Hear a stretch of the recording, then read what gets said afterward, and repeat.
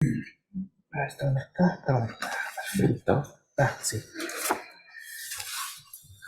Continuando con la programación de nuestras segundas jornadas, el debate constitucional en Chile, avance del proyecto de Constitución 2023, pasamos a nuestro segundo panel sobre justicia constitucional.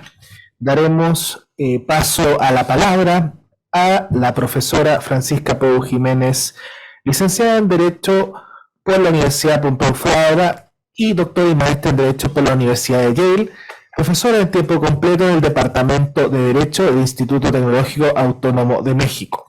Profesora, tiene la palabra por 15 minutos. Bueno, muchas gracias a la Asociación Chilena de Derecho Constitucional, a la Universidad de Chile, en particular a Tania Busch, que me ha contactado para participar en este ejercicio que me parece muy... Ahí no, creo que no puse la cámara, ahí está. en un ejercicio que me parece muy, muy necesario y de mucho mérito. Claro, tomen lo que voy a decir como pues, unas primeras impresiones, habiendo leído el anteproyecto y habiendo visto un poquito por encima las enmiendas, pero son muchas, tampoco me... Y cualquier inexactitud, por favor, yo os pido a mis compañeros de panel que después podamos como clarificar, o sea, voy a dar como esta visión preliminar sobre un tema que sin duda es muy importante, la justicia constitucional. Sin embargo, quería empezar con... ¿cuántos minutos tengo? ¿10 o 15? ¿Cuánto? 15 minutos, profesora. Sí. Vale, muy bien. No, quería empezar con una consideración muy general de lo que a mí me salta cuando veo el anteproyecto.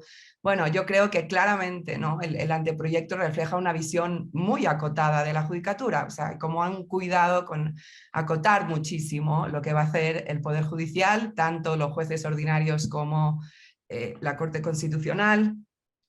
Y bueno, habría argumentos para defender esa visión de la judicatura, lo que pasa es que yo lo veo que esto está unido un poco a una cierta, no sé, nostalgia codificadora, lo podríamos llamar, ¿no? O sea, como una voluntad como muy grande, ¿no? De someter, pues en general, a todas las autoridades a la Constitución y a la ley, y esto se repite no solo para la judicatura, sino para todas las autoridades, en los artículos 8 y 10, la parte general, pero en el caso del Poder Judicial sí que creo que hay como un mensaje general muy fuerte de que tiene que ser un aplicador de una legalidad y una constitucionalidad preexistente.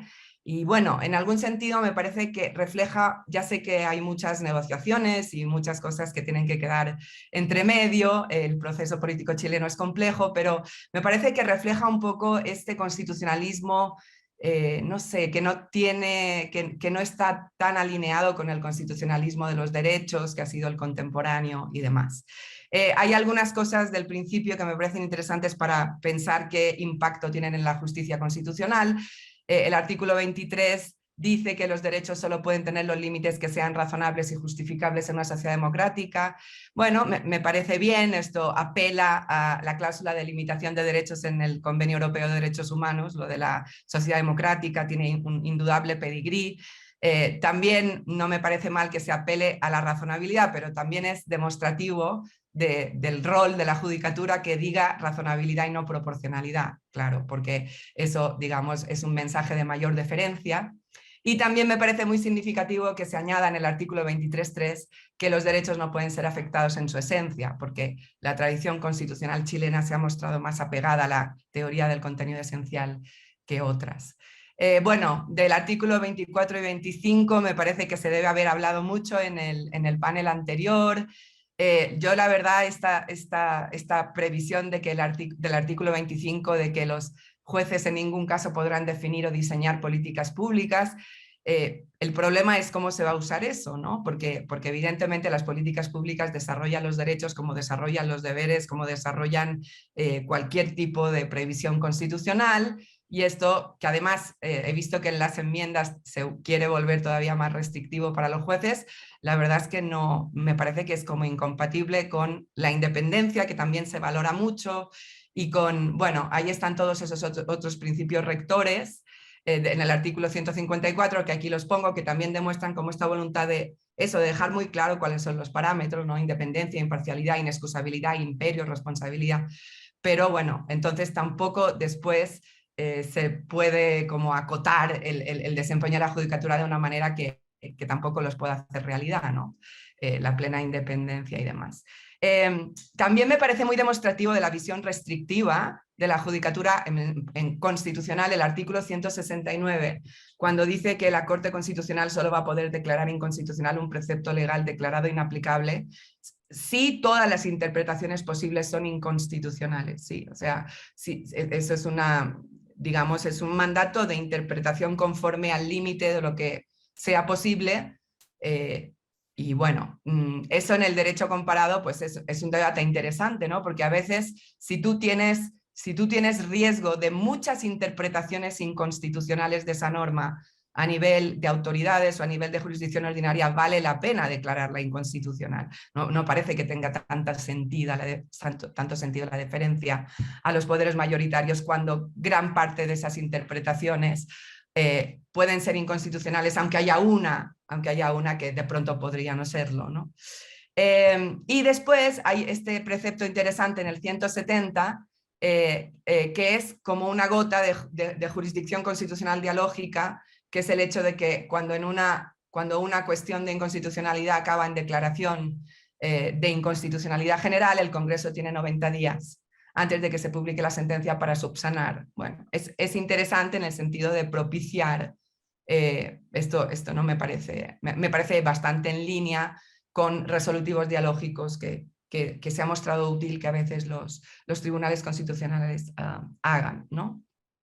Después ya solo voy a decir del modelo 3 cosas de lo que me parece que pasa en el diseño, pero de nuevo, es que creo que hay otras cositas que son muy, muy interesantes de pensar cuál es el efecto sobre la justicia constitucional. Por ejemplo, el 4.2 que ha salido en el panel anterior, la verdad es que no se asegura la paridad al Poder Judicial, ¿no? Solo se asegura la paridad de género en el acceso a cargos de representación popular. Sin embargo, sí que hay un mandato de promoción. En fin, eso me parece interesante. En México, por ejemplo, tenemos un mandato desde el 2019 de paridad en todos los órganos del Estado. Y la judicatura, ya los nuevos concursos y demás, bueno, ahí digamos que la opción es muy moderada, efectivamente, porque es simplemente los cargos representativos y lo otro es pues un mensaje de promoción. Después, bueno, me parece interesante que el artículo 7 ordene el respeto y la promoción de los derechos colectivos e individuales de los pueblos indígenas. De nuevo, es una cláusula muy flexible, pero bueno, algún peso se le va a tener que dar también, ¿no? en la aplicación de la Constitución. Y bueno, y finalmente, antes ahora de pasar al modelo de justicia constitucional que veo estricto, pues he visto que el anteproyecto pues hace obviamente énfasis en el acceso a la justicia, creo que se regula con más completitud el asunto de la asistencia letrada, asegurada en casos penales y muy promovida también en otros casos, en fin, la mención al arbitraje, a los medios alternativos, todo eso, digamos, conforma el ambiente en el que después tenemos el modelo de justicia constitucional que quiero comentar en brevísimos minutos, puntos, ¿sí? Yo creo que hay como dos grandes o tres grandes patas del modelo, pero una casi que es simplemente decir que la justicia electoral se separa tanto, digamos, del Poder Judicial ordinario, encabezado por la Corte Suprema, como de la Corte Constitucional. A mí esto me parece bien que esté especializado el electoral. O sea, de mi experiencia viendo cómo ha funcionado esto en América Latina, creo que es bueno y que no le pone tanta presión ni a la Corte Suprema ni al Tribunal Constitucional, ¿sí? El hecho que se puedan ocupar de otros asuntos sin estar en lo electoral, que políticamente puede ser muy desgastante. Y al mismo tiempo, los órganos electorales tienen la oportunidad de consolidar una jurisprudencia propia y también fortificarse. Esa sería una pata, la separación de lo electoral, que en algún sentido conceptualmente podríamos pensar que es justicia constitucional, de lo otro. Y después las otras dos patas son, para mí, este recurso innominado para la protección de los derechos ante la jurisdicción ordinaria, que no porque sea ante la jurisdicción ordinaria no deja de ser justicia constitucional, porque es para la protección de derechos. Ahora alguien al final del panel que yo ya había entrado le llamaba tutela. Yo no he visto, yo por eso le llamo recurso innominado, porque no he visto que en el anteproyecto se le ponga una etiqueta, lo cual se me hace un poco raro, ¿no? Porque siempre, bueno, la acción a que nos hemos referido... hay como algo, bueno, esto está en el artículo 26, ¿no? Quien por acción o omisión ilegal o arbitraria sufra privación, perturbación o amenaza en los derechos del artículo 16 puede acudir a la Corte de Apelaciones respectiva, o sea, justicia constitucional ante los tribunales ordinarios, que adoptará las providencias necesarias para restablecer el imperio del derecho, y dice que se tratará de algo con una tramitación breve, concentrada y preferente. Pero más allá de eso se remite a la regulación. Y yo creo que esto además está en línea con lo que yo veo también en el anteproyecto, que es una regulación medio inacabada también respecto del Poder Judicial Ordinario. Ya sé que no es el tema central de la mesa, pero 153 y siguientes, en ningún artículo se nos dice qué órganos lo componen exactamente, se remite toda una ley, se habla de las Cortes de Apelaciones, se nos dice que la Corte Suprema tiene 21 miembros, pero en ningún artículo está exactamente dicho cuáles son los componentes de la jurisdicción ordinaria, y me parece que esta remisión a la ley también la vemos que en este recurso innominado de protección de los derechos. En todo caso, yo celebro, por supuesto, que se haya incluido una vía así, que está totalmente en línea con todo lo que es el constitucionalismo después de la Segunda Guerra Mundial en América Latina y fuera de América Latina, la tradición amparista, tengo la tentación de decir latinoamericana, pero que ha sido importada en el resto en muchísimos países, en las democracias norteatlánticas y demás. Y bueno, y esto me parece que es interesante. Como es interesante el artículo 36.1 que dice que los tribunales no pueden revisar los presupuestos de declaración de los estados de excepción, pero los actos individuales que se dicten durante los estados de excepción que afecten a derechos constitucionales pueden ser denunciados mediante los recursos correspondientes. De nuevo, se deja bastante abierto, pero creo que es una remisión a este recurso preferente, rápido y demás, que se prevé en el artículo 26. También me parece interesante que se dice que si los tribunales competentes creen que no procede esta vía preferente y sumaria, tengan que dirigir el asunto a otro, ¿sí? En el sentido de que no te van a mandar a tu casa después de no sé cuánto tiempo, sino que ya ellos van a remitir el asunto. Y finalmente voy a referirme un poco, comentar un poco cómo veo el modelo que se perfila en torno a la Corte Constitucional. Bueno, he visto que en muchas enmiendas se quiere regresar a la denominación de Tribunal Constitucional y se quiere regresar bueno, ahora se propone de 9 miembros y muchas enmiendas dicen que sería mejor de 11.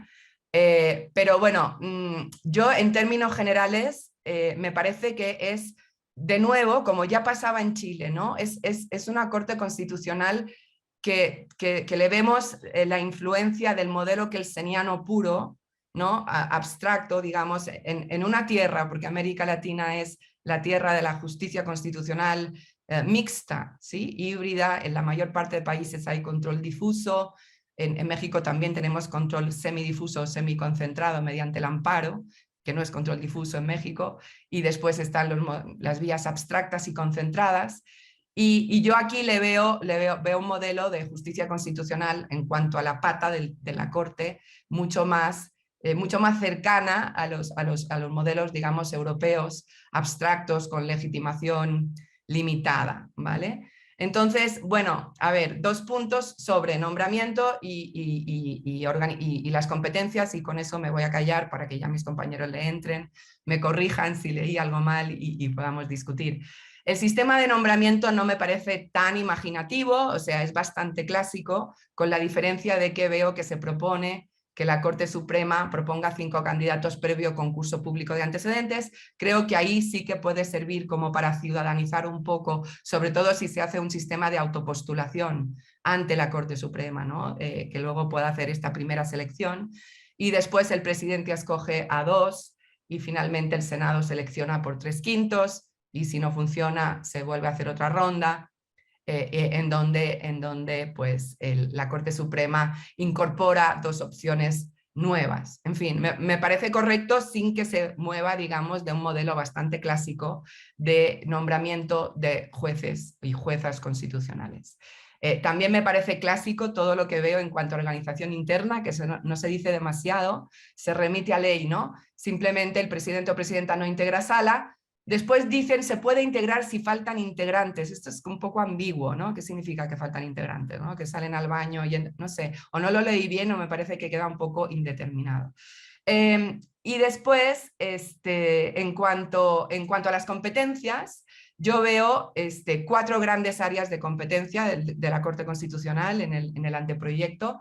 Uno es el famoso control previo, que es que no existe en casi ninguno de nuestros países, pero es verdad que en Chile tiene una tradición y veo que el anteproyecto sigue conservándolo, y hay pues un control previo de los proyectos de ley por motivos de competencia o de procedimiento, y en cambio, no sé si lo he interpretado bien, pero cuando son cuestiones de fondo y no simplemente de procedimiento y de competencia, hay como un informe de la Corte. Parece que es como un informe que puede llevar a algo más dialógico, y la legitimación para pedir esto es muy tradicional, a la Kelsen, ¿no? Digamos que está bastante acotado a lo que son los actores políticos tradicionales, las minorías, el presidente, etc. Es un modelo Organ-Kleger de los que Kelsen teorizó. Y después, como mecanismos ex post, claramente yo aquí veo la apuesta, y es interesante porque eso en América Latina hay poco, por la cuestión de inconstitucionalidad. De nuevo, yo no sé qué nomenclatura se va a imponer, porque también veo la terminología en el anteproyecto un poco como que va bailando. No sé si se le va a llamar cuestión de inaplicabilidad o cuestión de inconstitucionalidad, primero con efectos de inaplicabilidad por mayoría simple, pero después con esta posibilidad de llevar a una declaración general de inconstitucionalidad por mayoría calificada, a petición de cualquier persona, que esto me parece interesante, o de oficio. Bien, este es el punto, más allá del recurso de protección de derechos, más allá de lo que llegue a ser el amparo chileno. Amparo chileno no le podemos llamar porque solamente dice amparo para el habeas corpus, pero quizás se va a generalizar, no lo sé.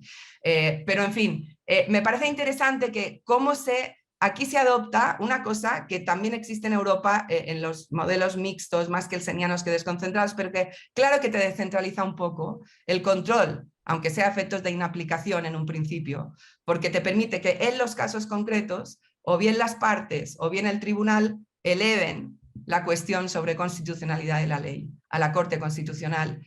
Y la Corte, veo que en las enmiendas habrá un debate sobre esto, si tiene que tener efectos suspensivos o no. Pero bueno, me parece interesante que se ponga la cuestión. Como ustedes saben, Italia solo tiene cuestión, no tiene amparo, pero, y los otros países europeos suelen tener cuestión, pero claro, no tienen controles difusos. En fin, me parece interesante poner sobre el mapa esto. En pocos países existe este mecanismo en América Latina, pero dado cómo está el resto de competencias, no me parece mal. Y después, bueno, ya hemos dicho que si eso lleva a una declaración general de inconstitucionalidad, de todas maneras se le da al Congreso 90 días para poder subsanar, y se completa con un control también de los decretos con fuerza de ley, de los decretos supremos y de los autos acordados de la Suprema Corte, Corte Suprema y Tribunal Calificador de Elecciones. Entonces, esta es la segunda gran competencia, ¿no? La primera, control previo de proyectos y tal; la segunda, esta cuestión de inconstitucionalidad con efectos de inaplicabilidad o eventualmente generales. Lo tercero, muy interesante, nada regulado en el anteproyecto. Yo flipo bastante porque es una competencia muy importante, los conflictos de competencia, ¿sí? En el artículo 147 dice que el tribunal, que la Corte Constitucional resolverá las contiendas de competencia entre autoridades nacionales, regionales, provinciales y comunales, o sea, conflictos verticales de poder, a pesar de que el anteproyecto no prevé un Estado descentralizado para nada. Prevé un políticamente descentralizado, no, prevé un Estado unitario con descentralización administrativa, y queda muy claro cuando después vemos el diseño de los diferentes niveles de poder. Pero también en el artículo 169 se añaden los conflictos entre tribunales de justicia y autoridades políticas o administrativas, a petición de cualquiera de ellos cuando su resolución no corresponda al Senado. O sea que es una muy interesante competencia, sin embargo el anteproyecto no la regula casi. Y finalmente, como casi todas las cortes latinoamericanas, hay una cuarta área competencial que yo le llamaría de competencias auxiliares, ¿no? resolver sobre la constitucionalidad de iniciativas de referéndum, de convocatorias de plebiscitos, ¿no? Reclamos de ilegalización de partidos políticos, resuelve el problema cuando el presidente se niega a promulgar una ley o introduce un texto distinto, resuelve sobre inhabilitaciones legales de las personas que quieren ser ministros de Estado y demás. No tiene competencias de juicio político, esto se lleva por un lado por la vía tradicional de poderes mayoritarios y por otro lado, en el caso de gobernadores, lo ve la Corte de Apelaciones con un recurso ante la Corte Suprema, pero no ante la Corte Constitucional. Entonces, bueno, no sé, esta es mi lectura preliminar de lo que está ahí. Pues en las enmiendas creo que hay cambios, pero quizá no tan radicales, bueno, salvo lo que he dicho al principio, que eso sí me parece muy relevante, el asunto de no destruir el edificio de profesionalismo e independencia, haciendo que la judicatura no tenga capacidad de decidir nada porque le van a decir que hace política pública. Es una cláusula tremenda, pero bueno, más allá de eso, no sé, ya me dirán mis compañeros de panel si interpreté bien un poco las grandes líneas del modelo, y bueno, creo que hay cosas interesantes, pero que también se sigue mucho la tradición chilena en muchas cosas de control de constitucionalidad, que es en parte un poco distinta al del resto de la región. Muchas gracias. Muchas gracias, profesora doctora Peu. Vamos ahora a dar la palabra al profesor Enrique Navarro Beltrán, abogado, licenciado en Ciencias Jurídicas y Sociales de la Universidad de Chile, profesor titular de Derecho Constitucional de esta casa de estudio, así como en la Universidad de Finisterra, en la cual es director del Departamento del Derecho Público. Asimismo, fue ministro del Tribunal Constitucional entre los años 2006 y 2012, y es además vicepresidente de nuestra asociación. Profesor Enrique Navarro, 15 minutos, tiene la palabra. Muchas gracias. Creo que es importante centrarse en tres aspectos respecto de la jurisdicción constitucional. Un primer aspecto referido a la integración del Tribunal Constitucional, un segundo a la competencia y especialmente al control de constitucionalidad de las leyes y otras, y en tercer lugar los efectos de las sentencias. Respecto a la integración, yo creo que el anteproyecto, propone una idea adecuada, razonable, partiendo de una quina que va a confeccionar la Corte Suprema previo concurso público y que deberá después seguir el Ejecutivo con acuerdo del Senado, previendo también algunas situaciones en caso de rechazo. En el derecho comparado existen distintas alternativas e incluso plazos, digamos, tácitos para resolverlo, pero lo que es evidente es que ha habido una crítica respecto de la integración del tribunal, particularmente por designaciones a veces de personas que han carecido de los requisitos mínimos, digamos, para ser integrante o integranta, y la verdad es que eso es muy lamentable para una institución que uno quiere mucho. Cuando yo tuve la oportunidad de ser ministro del Tribunal Constitucional, integraban por representación, por ejemplo, del Ejecutivo Juan Colombo, José Luis Sea, por mencionar algunos.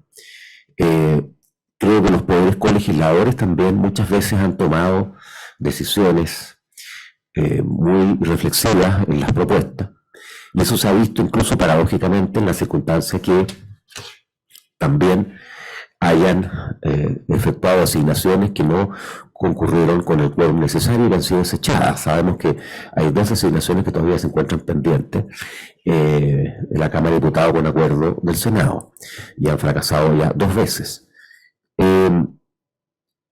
Creo que por lo mismo la designación de jueces que tengan suficiente independencia es clave.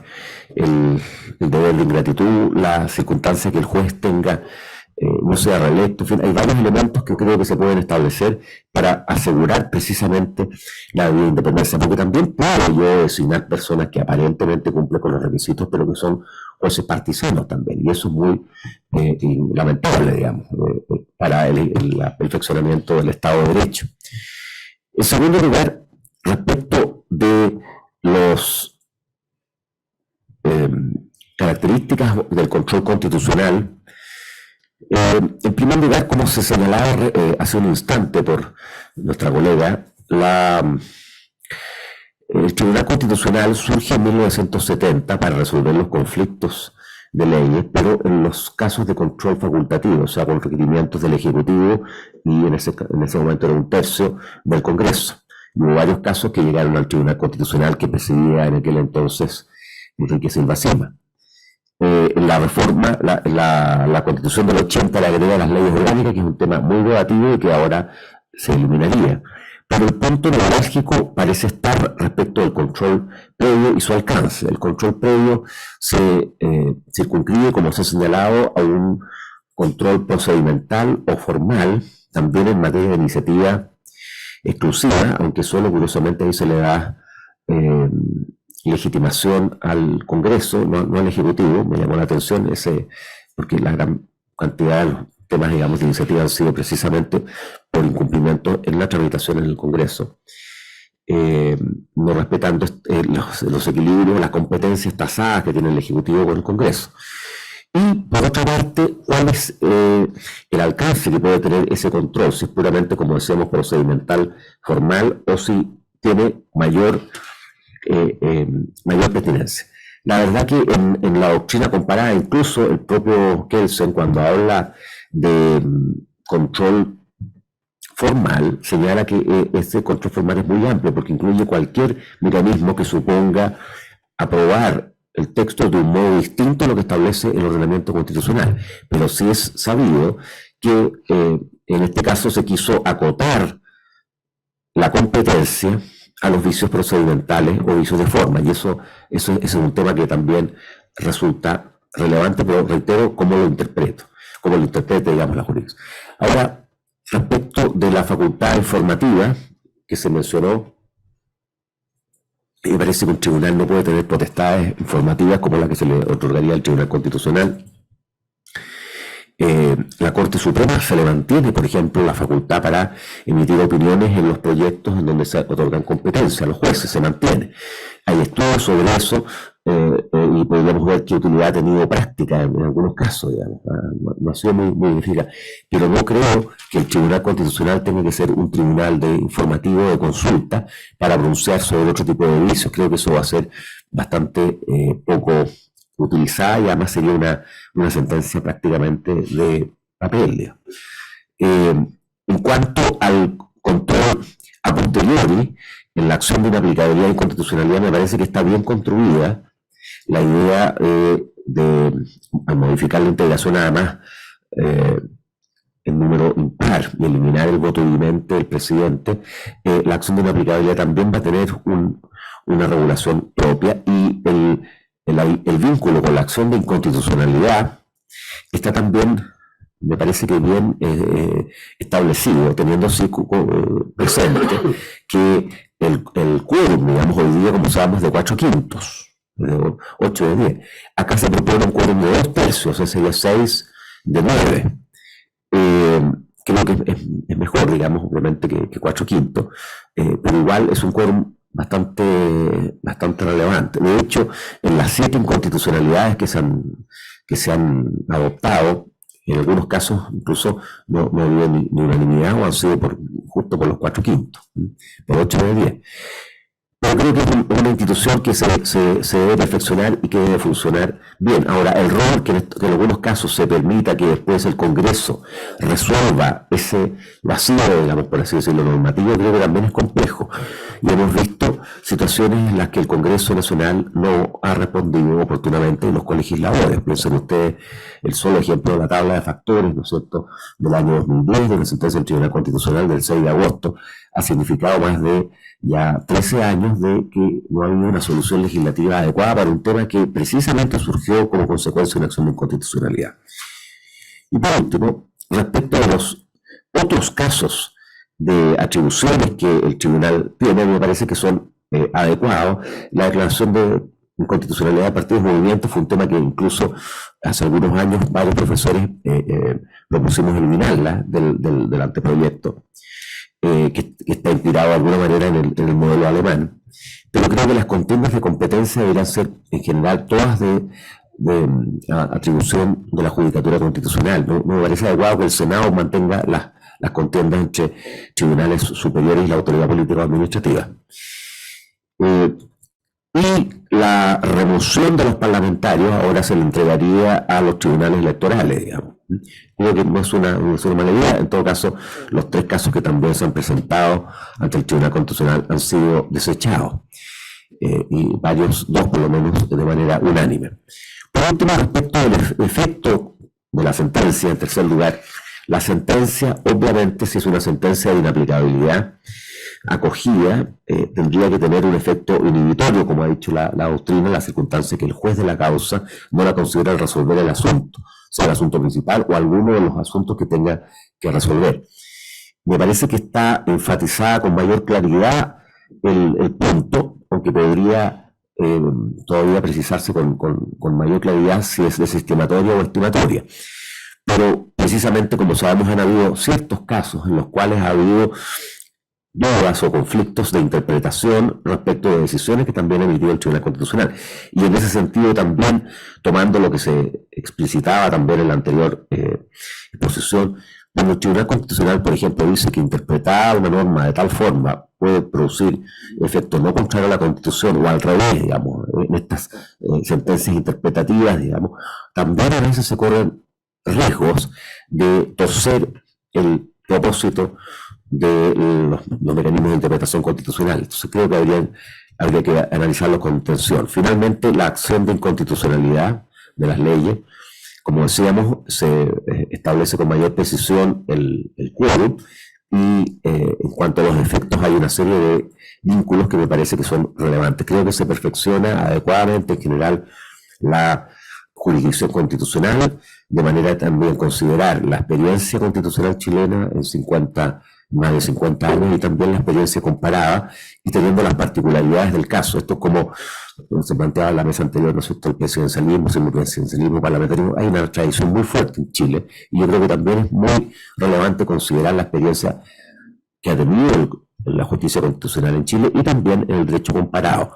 En Chile en general no ha habido guerra de cortes como ha ocurrido en otros países donde hay amparo, digamos. Evidentemente en España, en Europa y países americanos que han tomado ese modelo sí se ha producido inconveniente. En el caso chileno en general no. Yo creo que por lo mismo los perfeccionamientos que se otorgan a la jurisdicción constitucional son adecuados, y por cierto habría que también analizar esas 3 o 4 observaciones generales que yo planteé al efecto. Muchas gracias. Agradecido por su intervención, profesor Enrique Navarro. Ahora daremos la palabra a la profesora doctora Tania Bruch Ventur, licenciada en Ciencias Jurídicas y Sociales por la Universidad de Concepción, abogada, magíster en Ciencias Jurídicas y doctora en Derecho por la Pontificia Universidad Católica de Chile, directora de nuestra Asociación Chilena de Derecho Constitucional y actualmente académica del área del Derecho Público de la Universidad Andrés Bello, Campus Concepción. Profesora, tiene 15 minutos. Muchas gracias. Quiero partir por una confesión, y es que me costó mucho pensar qué decir. Y particularmente quiero hacerlo porque respeto mucho el trabajo que hizo la comisión experta, y aquí tenemos al profesor Soto y al profesor Quesada que participaron, y se fue la profesora Lagos que participaron, pero estoy con algo de desesperanza aprendida del proceso anterior, entonces me costó mucho.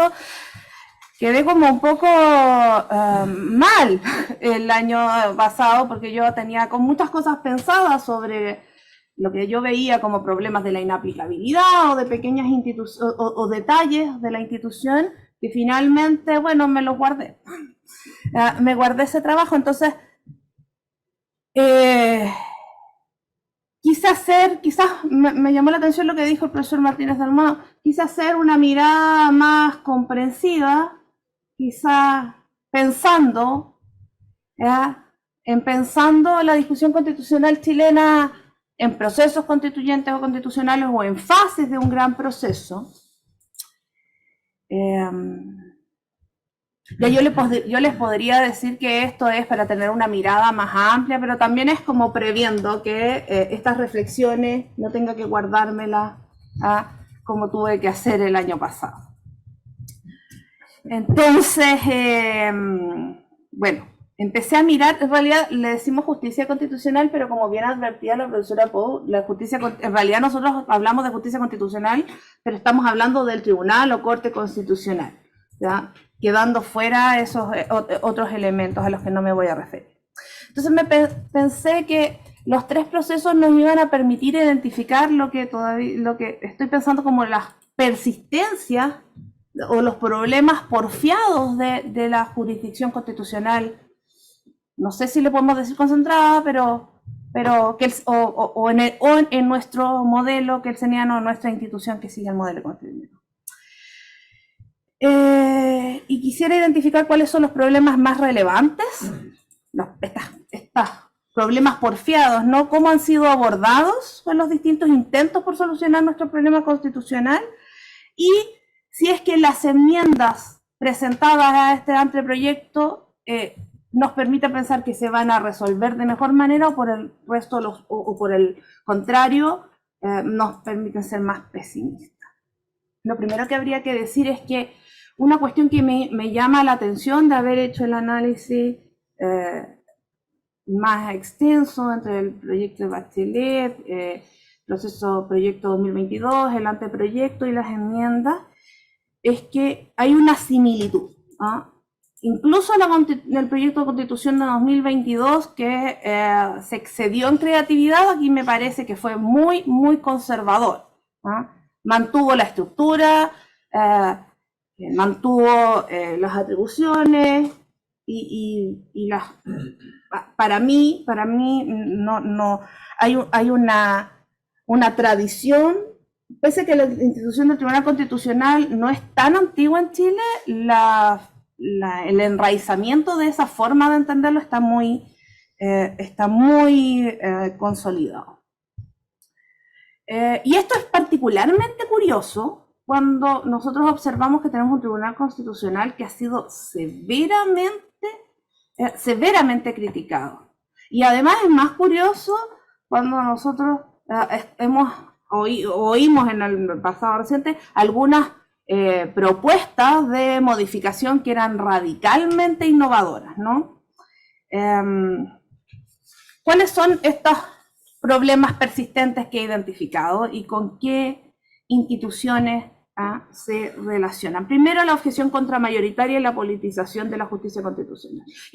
Y esta crítica que se radicó, yo diría, durante los 2000, o de 2010 a 2020, digamos, en el Tribunal Constitucional, la crítica de la objeción contramayoritaria y el carácter antidemocrático del Tribunal Constitucional, ahora la vemos referida, en los últimos años la hemos ido viendo referida quizás por sectores distintos hacia la Corte Suprema, lo que podría explicar por qué aparece esta cláusula tan curiosa de restricción de las políticas públicas, que a diferencia de eso lo podemos conversar después, pero que a diferencia de la interpretación que hace la profesora Pou, que yo creo que va a ser inútil, va a generar problemas, y además creo que va a ser inocua.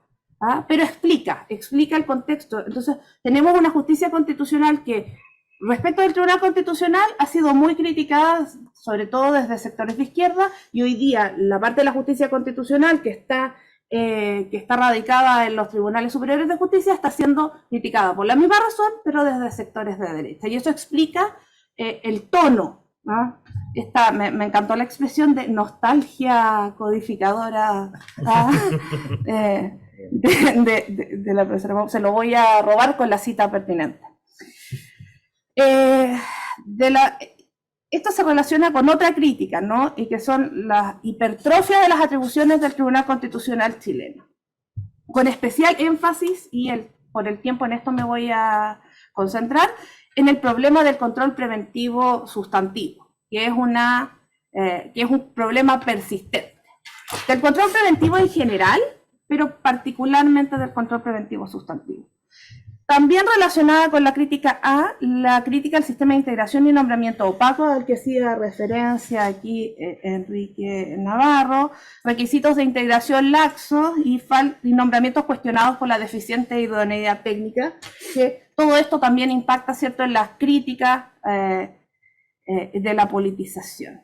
Y solo la voy a mencionar porque creo que por tiempo no voy a alcanzar, pero la falta de coherencia en el diseño del control represivo, o sea, la incoherencia entre vincular inaplicabilidad pretendidamente concreto con inconstitucionalidad abstracto, la falta de delimitación de la competencia del juez del fondo respecto de la justicia constitucional y la transformación del Tribunal Constitucional en un tribunal de inaplicabilidad. Ahí sí, Enrique, no estamos de acuerdo. A mí no me parece que haya quedado muy bien diseñada la inaplicabilidad, porque no me parece que estuviera muy bien, porque no me parece que está muy mal diseñada hoy día, pero esa es una discusión para otro momento.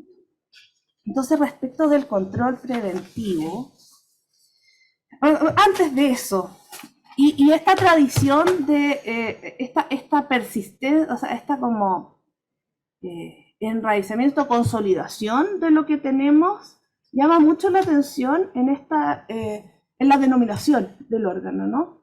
Cuando se pensó el cambio de denominación de Tribunal Constitucional a Corte Constitucional, el sentido de ese cambio era solo simbólico. Atendido que el Tribunal Constitucional estaba muy deslegitimado, entonces se dijo, bueno, pongámosle otro nombre y entonces así como que decimos que es diferente. Por lo tanto, no tiene ninguna consecuencia práctica, pero vemos que en las enmiendas hay una persistencia a volver a ponerle Tribunal Constitucional. Bueno, igual queda tan parecido que me parece bien. Yo igual se lo cambiaría y lo dejaría, con lo parecido que está, yo diría sí, déjeselo igual.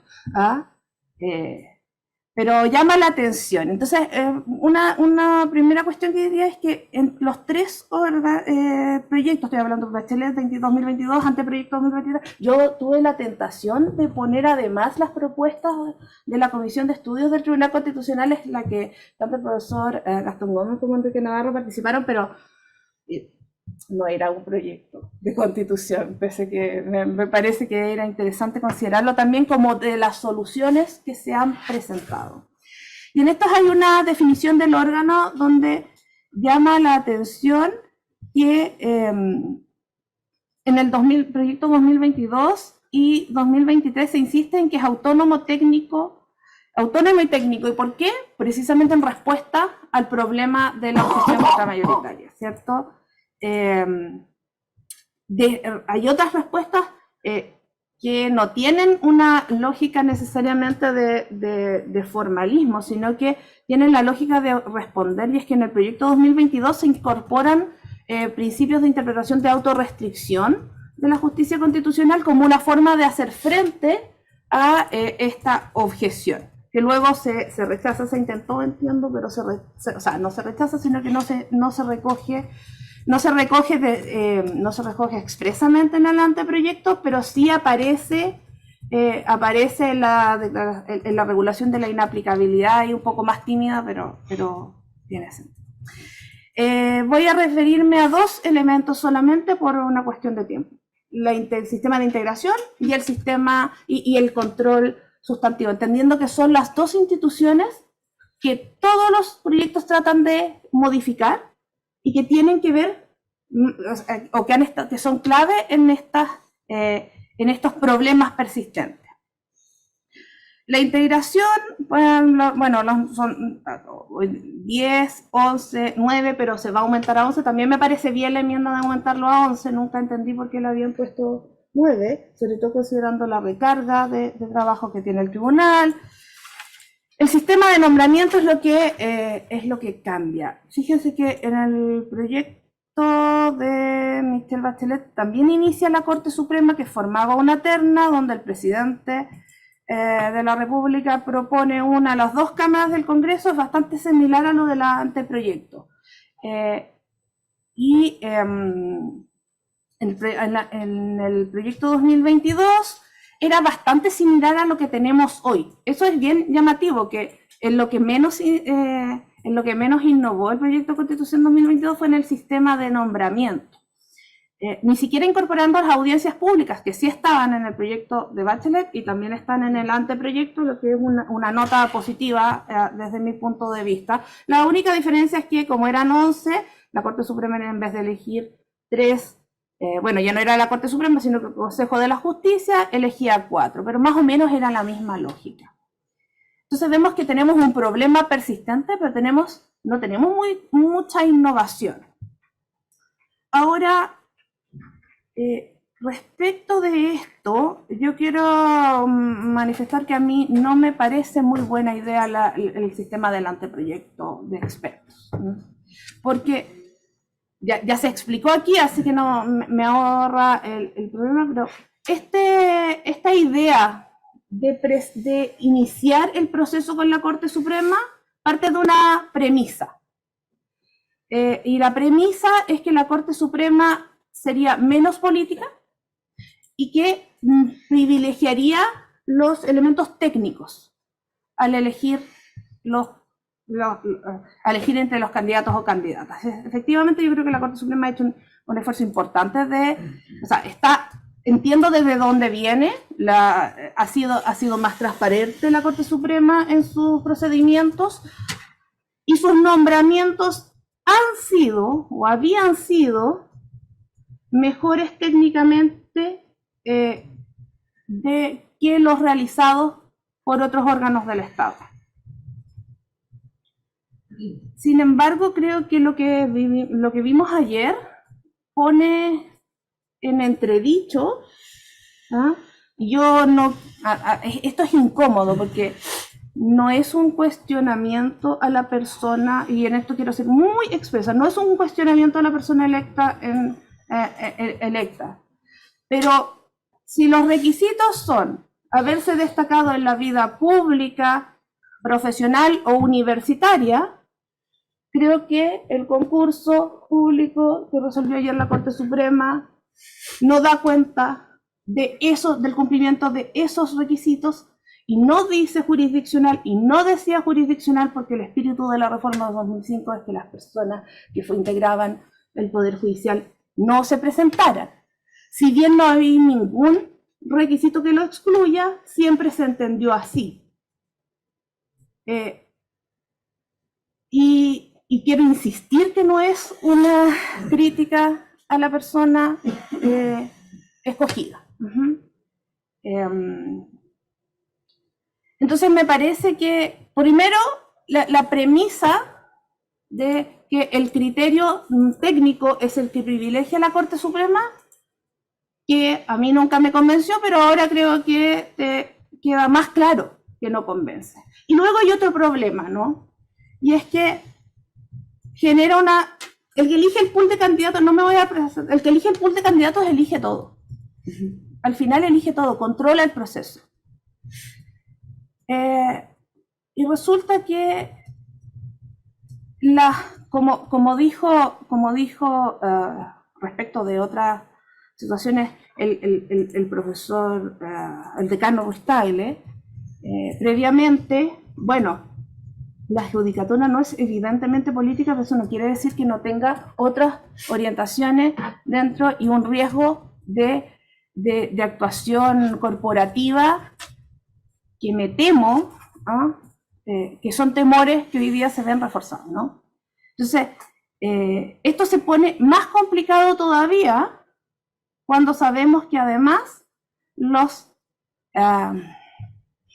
cuando lo vinculamos, no me voy a detener aquí, pero cuando lo vinculamos con los sistemas de nombramiento de la Corte Suprema. Además, este sistema va en contra de las opiniones de la doctrina que han criticado la participación de la Corte Suprema mayoritariamente por su falta de legitimidad democrática. Entonces es como contraintuitivo en relación a cómo ha tratado la doctrina. A mí me preocupa mucho el sistema de nombramiento. Además tiene otros elementos, pone a la Corte Suprema con veo bien difícil el deber de ingratitud a la Corte Suprema, sobre todo porque se mantienen las faltas de delimitación en las competencias, ¿no? En la inaplicabilidad. Entonces, ¿cómo va a funcionar eso con miembros que han sido seleccionados por la misma Corte Suprema. Y yo veo que este diseño trata de solucionar un problema real, pero genera más problemas que soluciones.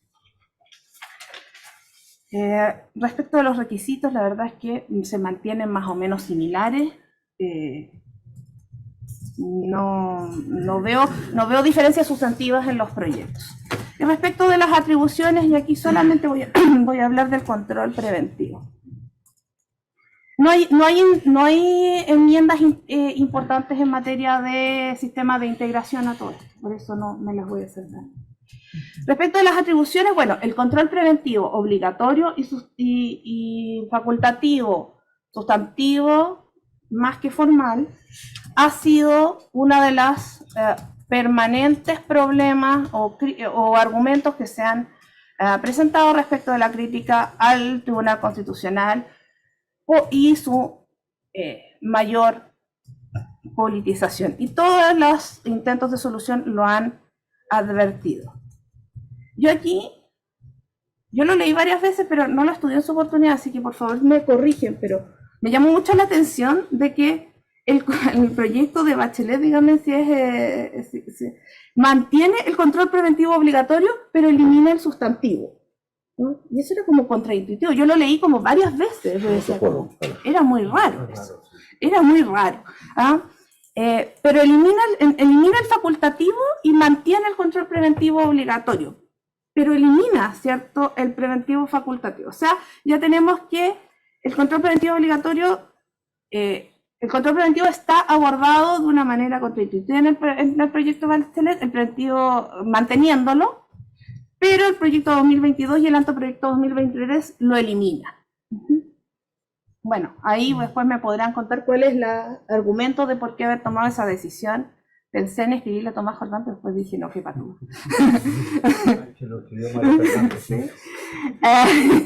Dije, no, que bueno, ahí tendré que, me surgió la curiosidad. Después del control preventivo facultativo, el proyecto de Bachelet lo elimina, cosa que me pareció curiosa. El proyecto 2022 también lo elimina, y el anteproyecto 2023 hace esta diferencia entre el control preventivo de forma, que lo mantiene, cuestión que a mí me parece correcta. Yo siempre estuve por mantener, era mi opinión que el proyecto 2022 también tendría que haberlo mantenido. Me parece bien logrado y con algunos elementos semidialógicos que se asoman ahí como bien tímidamente, pero aquí las enmiendas nos dicen, o sea, una de las enmiendas que uno ve es que inmediatamente tratan de las enmiendas y todo indica que por la transversalidad me emociono yo hablando de este tema. Por la transversalidad de cómo están, se va a mantener. El control preventivo sustantivo ha sido la gran crítica. El grupo de trabajo del grupo de estudios del Tribunal Constitucional propuso eliminarlo, y a mí me sorprende, y creo que deberíamos reflexionar ante un eventual eventual escenario adverso a resolver nuestro problema constitucional. Deberíamos pensar por qué insistimos una y otra vez en mantener un diseño en que el diagnóstico es muy compartido. Las soluciones que se han propuesto desde la doctrina, hay algunas muy compartidas, sin embargo, cada vez que las llevamos a discusión sobre cómo resolverlas, no logran resolverse. Quizás es algo que tendría que estudiarse desde alguna disciplina como la sociología del derecho, la historia del derecho, la psicología, pero quería dar esa mirada más amplia. Eso. Muchas gracias por su paciencia. Muchas gracias, profesora Tania Buch. Ahora daré el pase al profesor Gastón Gómez Bernales, licenciado en Derecho de la Universidad de Chile, abogado, profesor de Derecho Constitucional de la Universidad de Chile, de la Universidad Diego Portales, actualmente miembro del Consejo Nacional de Televisión y del directorio del Museo de la Memoria y Derechos Humanos. Profesor, tiene 15 minutos. Gracias. Primero que nada quiero agradecer mucho la intervención de Tania porque yo creo que ha puesto realmente la conversación donde debe ponerse.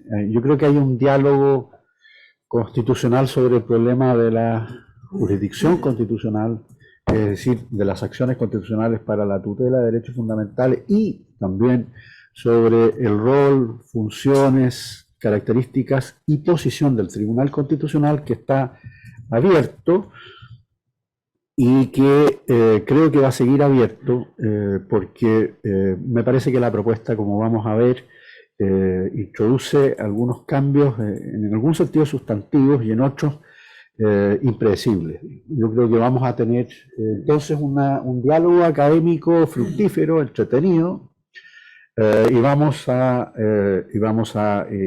seguir en esta conversación, como lo plantea muy bien ella en su intervención, digamos, ¿no? Cuando me invitaron a hablar sobre jurisdicción constitucional, yo dije, bueno, ¿qué quieren que hable? Digamos, ¿no? La palabra jurisdicción constitucional tiene un impacto sobre toda la teoría constitucional desde hace muchísimo tiempo, y dije, bueno, voy a intentar o procurar usar el término de Rubio Llorente, digamos, que es lo que es jurisdicción constitucional, en una persona que, por cierto, yo considero uno de los más inteligentes de la habla hispana, digamos, sobre lo que es el análisis de la jurisdicción constitucional. Cuando uno revisa lo que Rubio Llorente dice, es que la jurisdicción constitucional es aquella que se pronuncia sobre la validez de la ley, digamos, ¿no? Dije, chupaya. Entonces, nuestros sistemas constitucionales han estado bastante lejos, digamos, de ese pronunciamiento. No solo en la Constitución del 25, ustedes recordarán, la inaplicabilidad no se pronunciaba sobre la validez de la ley, ¿no? Y ese fue uno de sus grandes problemas, ¿no? El judicial review recortado o limitado que tuvimos durante toda la vigencia de la Constitución del 25 fue bastante defraudatorio, porque, entre otras cosas, operó como un control que no operaba sobre cuestiones de forma, ¿no? Operó sobre cuestiones de fondo y mal, digamos, ¿no? Después, desesperantemente mal, durante los 90, todos los análisis empíricos que hay serios, que entre paréntesis buena parte los hice yo, por eso son serios, digamos, prueban el desastre de la jurisdicción constitucional o el judicial review recortado que existía durante la vigencia de la Constitución de 1925, digamos. O sea, nuestra experiencia de solo abocarnos al control de fondo, por lo menos durante esos 50 años, habla mal de ese trayecto. Y lo digo porque naturalmente ahora estamos en una conversación semejante, aunque con otras formas y con otra estructura institucional. De verdad que cuando uno vuelve sobre la cuestión de qué es la jurisdicción constitucional, yo, a pesar de que Rubio Llorente después cambia de su perspectiva en otros textos, uno podría inferir que no está diciendo eso, ¿no? Está diciendo cosas más profundas, digamos, está diciendo que en realidad el control constitucional al estilo Kelsen debiera pasarse de lado y debiéramos, al contrario, lo que uno querería, expandir, fortalecer y ampliar todo lo que él llama los recursos especiales, es decir, todas las estructuras que permiten a los ciudadanos, ¿no?, esgrimir sus derechos y articular un debate democrático más abierto, más plural, más intenso, digamos, ¿no? Pero en fin, ¿cómo se realiza eso? Tal vez un desafío aún más profundo. De verdad que cuando tomé el tema de esa manera, me pareció que era inevitable que nos refiriéramos, por una parte, a la cuestión de la justicia o jurisdicción constitucional, versión, o lo que tiene que ver con el control constitucional de la Corte Constitucional, nuestro antiguo Tribunal Constitucional. Comparto con la Tania de para qué vamos a llamar corte aquello que no es corte, digamos, desde el punto de vista de toda la tradición lingüística que la palabra tiene, digamos, en América Latina, digamos, ¿no? Y en otras jurisdicciones constitucionales, porque no llamamos tribunal a lo que es obviamente un tribunal y además con una raíz europea, creo que inevitable, digamos, ¿no? Entonces, inevitablemente tenemos que referirnos, creo yo, al tribunal, pero también a las acciones. El artículo 23 siguiente habla de las acciones de garantía, ¿no?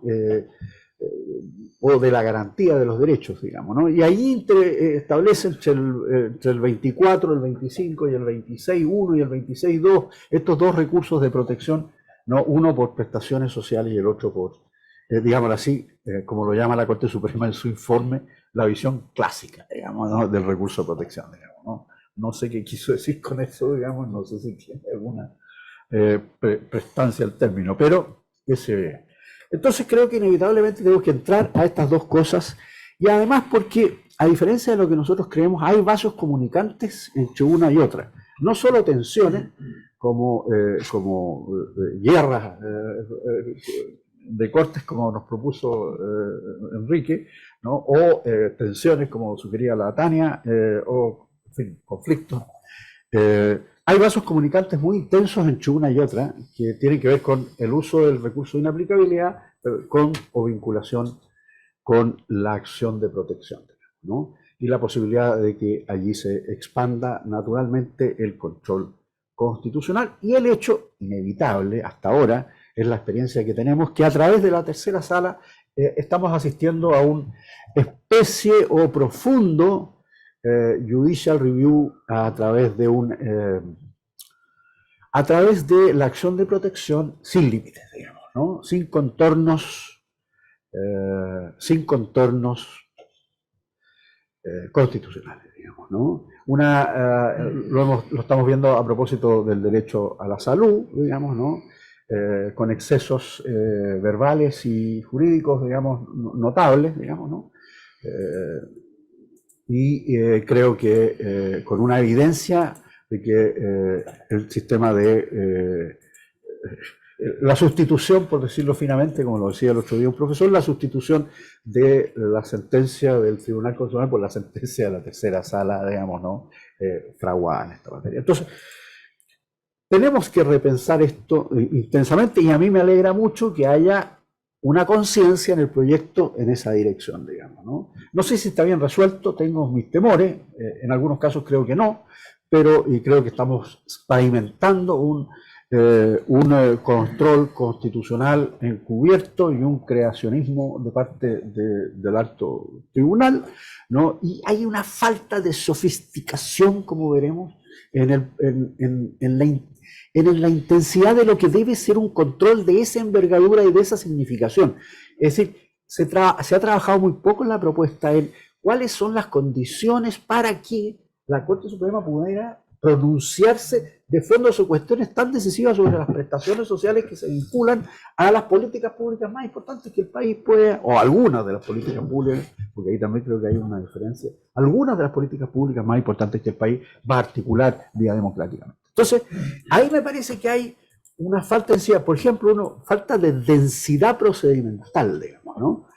Por ejemplo, uno debiera esperar que en un recurso de protección de esa envergadura y de esa idea no sea la tercera sala la que lo resuelva, sino que sea el pleno del tribunal, digamos, ¿no? Si vamos a reconocer esa significación y cómo debe realizarse eso, digamos, ¿no? Porque ahí está dicho, así al voleo, como veremos, está dicho un poquito al voleo de que la Corte puede unificar y tratar en común los recursos, digamos, ¿no? Y no se dice nada más, digamos, ¿no? Y eso naturalmente me parece que ahí hay una falta de densidad procedimental, voy a decir peligrosa, la palabra peligrosa no me gusta porque suena como un lenguaje militar que no viene al caso, ¿no? Pero sí hay algo que poner atención, digamos, la falta de densidad procedimental, ¿no? No basta con decir que el procedimiento va a ser breve y rápido, digamos, no es eso, digamos, ¿no? Aquí estamos dándole un enorme poder a la Corte Suprema, a la tercera sala, a 5 ministros que, con toda la objeción contramayoritaria que la Tania nos ha señalado, 5 ministros que van a decidir sobre cuestiones fundamentales de la política social chilena, más allá de la regla del 24, que creo que ustedes y yo sabemos no tiene ninguna aplicabilidad para la Corte Suprema, porque la Corte Suprema no resuelve, y lo dice permanentemente, nunca sobre políticas públicas, ¿no? Resuelve siempre sobre derechos, digamos, ¿no? Y como resuelve sobre derechos, en realidad la limitación dice a mí no me empece, a pesar de que todos sabemos que eso no es así, pero eso es otra cosa, digamos, ¿no? O sea, ahí se pavimentó una posibilidad bueno, pero quisiera devolverme porque me excedí, y volver a tocar los rasgos centrales de la jurisdicción constitucional, porque me parece que ahí hay bastantes cosas que sugerir y comentar, digamos, ¿no? ¿Cuánto tiempo me queda? De hecho, estamos muy sobre el tiempo, estamos con un mensaje del coffee break afuera también. Ya. Así que, Te están amotinando ya. sí, Bueno. recomiendo cerrar pronto. Unos 20 minutos más, mi amor. Bien. Rápidamente sobre el modelo de integración del tribunal o la Corte Constitucional, digamos, ¿no?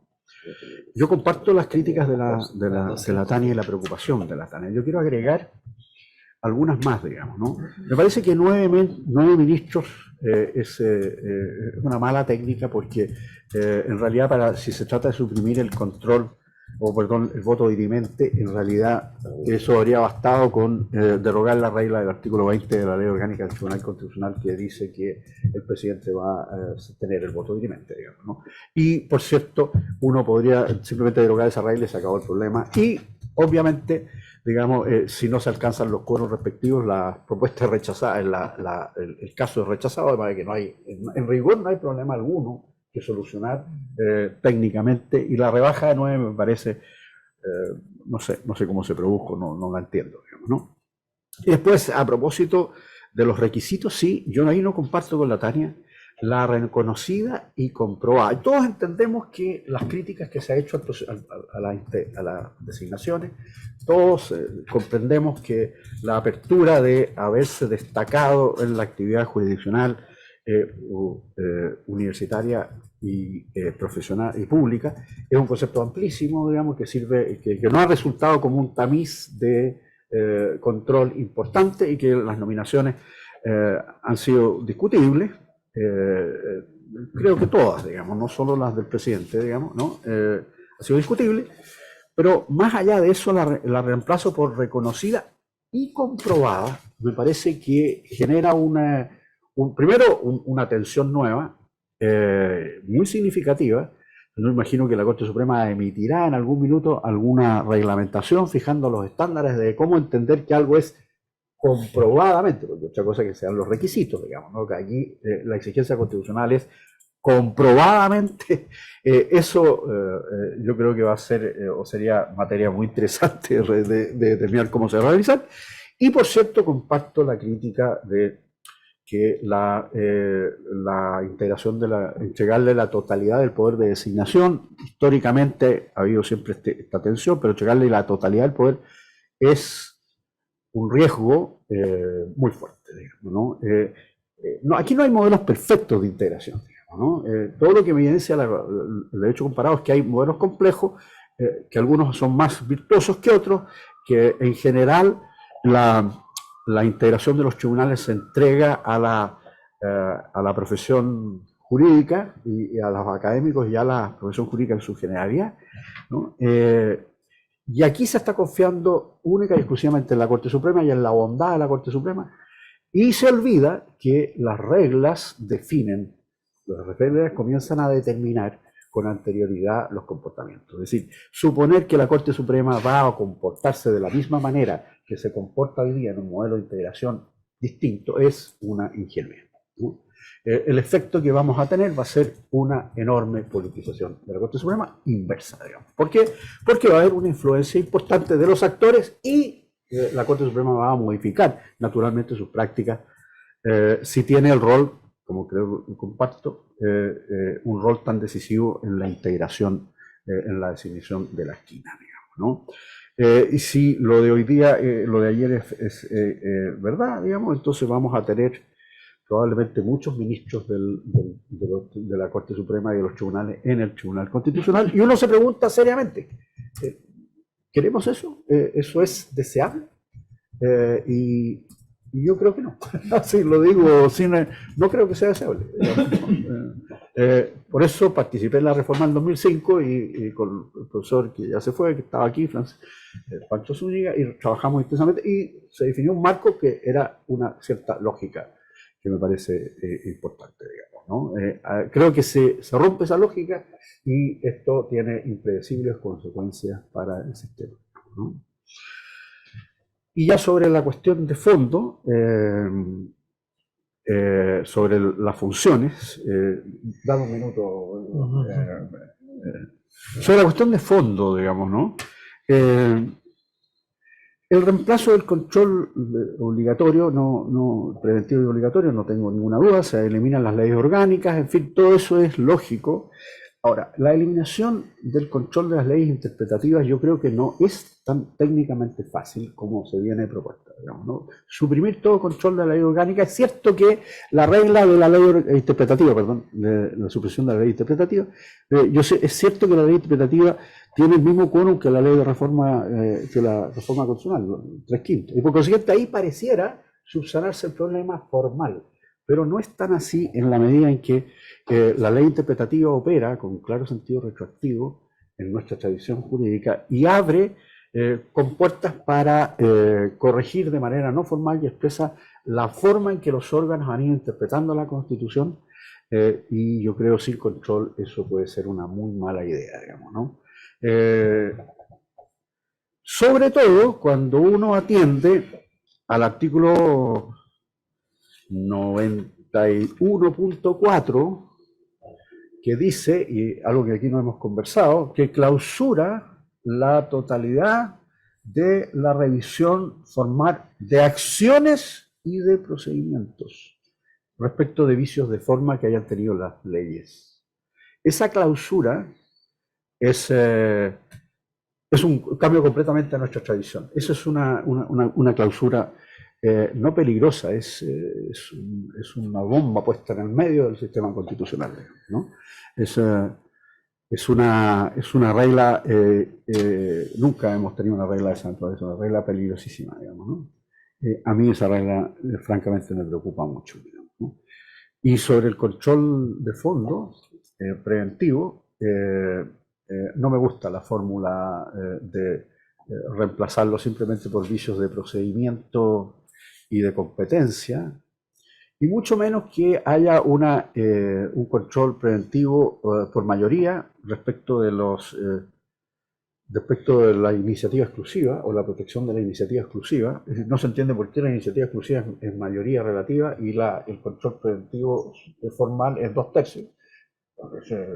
Digamos, no se entiende, digamos, ¿no? Al otro se requiere mayoría relativa y aquí se requiere 2/3.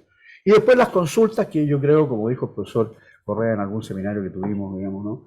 El profesor Rodrigo Correa tiende a deslegitimar muy fuertemente al tribunal, a la Corte, digamos, frente al poder político, porque en realidad el poder político puede hacer con eso lo que le parezca, digamos, y normalmente eso va a ser. Entonces, el modelo me parece cojo, digamos, y por eso que acojo en mucha buena voluntad lo que dice la Tania, de que este es un proceso de liberación que estamos recién, en el que estamos participando, y yo creo que vamos a seguir en ese tema. Muy bien, gracias. Muchas gracias, profesor Héctor Gómez. En razón de los tiempos, no hay ninguna pregunta, así que procedamos al coffee break, que ya es un brunch a estas alturas. Así que, por favor, acompáñenos acá al hall de entrada. De antemano agradecer también a la profesora María Francisca Pou, que se encuentra desde México. Volvemos en 10 minutos.